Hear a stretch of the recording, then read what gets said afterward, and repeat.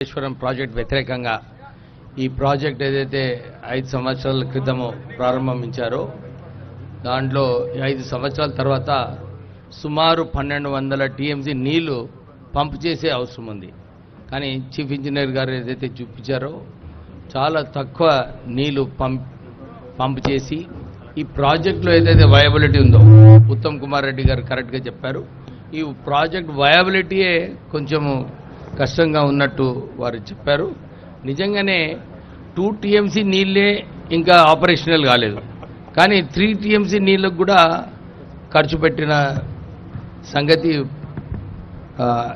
పాత ప్రభుత్వం కేసీఆర్ గారు ఏదైతే చర్యలు తీసుకున్నారో అంటే ప్రజాధనాన్ని ఏదైతే దుర్వినియోగం అయిందో చెప్పడం జరిగింది. ఇప్పుడే ఇంకొక మెయిన్ పాయింట్ ఇంజనీర్ గారు ప్రజెంట్ చేస్తే బాగుండేది. ఈ national dam safety report centre ఏదైతే ఇచ్చిందో దీంట్లో డిజైన్ లోపాలు ఉన్నాయి. దీంట్లో ఏదైతే ఈ ప్రాజెక్టులో డిజైన్ లోపాలు ఉన్నాయో అది కూడా ఈ ప్రెజెంటేషన్ లో పెట్టినుంటే బాగుండేది. అది సార్ అది కరెస్పాండెన్సే ఉంది, ఫైనల్ ఇంకా ఇవ్వలేదు. But we are giving that also. Prima facie report వాళ్ళు ఇచ్చిన ఫైండింగ్స్ కు మనం మళ్ళా రిప్లైస్ ఇస్తున్నాం కరెస్పాండింగ్స్. అదే ఇంకా టైం పడుతుంది, ఫైనల్ రిపోర్ట్స్ ఇచ్చే టైం పడుతుంది. ప్రైమా ఫేసి రిపోర్ట్ కూడా లేదు. నేషనల్ డ్యామ్ సేఫ్టీ వాళ్ళు వచ్చి ఇచ్చిన వాళ్ళు కొంచెం డేటా అడిగిండ్రు, అది ఇచ్చినాము. ఇంకా ఫర్దర్ డేటా కావాలన్నారు, అది ఇచ్చినాము.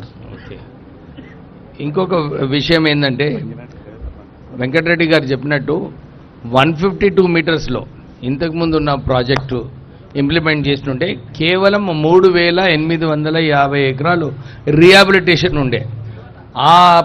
వాళ్ళందరికీ కూడా మంచి రిహాబిలిటేషన్ ప్యాకేజ్ ఇచ్చినప్పుడు తక్కువ ధరలో ఉత్తమ్ కుమార్ రెడ్డి గారు కరెక్ట్గా అన్నారు. ఆ రోజులలో 38,000 కోట్ల ప్రాజెక్టులో ఆల్రెడీ 11,000 crores ఖర్చు పెట్టినారు. ఆ కాంట్రాక్టర్ కూడా సేమ్ కాంట్రాక్టర్, ఆ ప్రాజెక్ట్కి ఈ ప్రాజెక్ట్కి కూడా సేమ్ కాంట్రాక్టర్ ఉన్నాడు. తొందరగా పనులు అయిపోయేటి. అంటే చాలా లోపాలు కనబడుతున్నాయి దీంట్లో ఈ ప్రాజెక్ట్లో. నేను ఇంతే కోరుతున్నాను, ప్రత్యేకంగా మా చెన్నూరు నియోజకవర్గంలో మంచిర్యాలలో 4 సంవత్సరాల నుంచి ఈ బ్యారేజ్ కట్టడం వలన బ్యాక్ వాటర్ సమస్య ఏదైతే ఉందో పోయిన లాస్ట్ వీక్ కూడా ఉత్తమ్ కుమార్ రెడ్డి గారితో రిప్రజెంటేషన్ ఇవ్వడం జరిగింది. ఈ బ్యాక్ వాటర్ సమస్య కూడా ట్యాకిల్ చేసేది అవసరం ఉంది. ఒక ప్రపోజల్ తీసుకొని కారికట్టు కడతారా, ఏం చేస్తారు దీనికి అని చెప్పి తొందరలో ఒక నిర్ణయం తీసుకుంటే బాగుంటుంది. ఎందుకంటే ప్రజలందరూ కూడా 4 సంవత్సరాల నుంచి నష్టపరిహారం ఇవ్వట్లేదు. వారి ఎవరు కూడా విజిట్ కూడా చేయడం లేదు.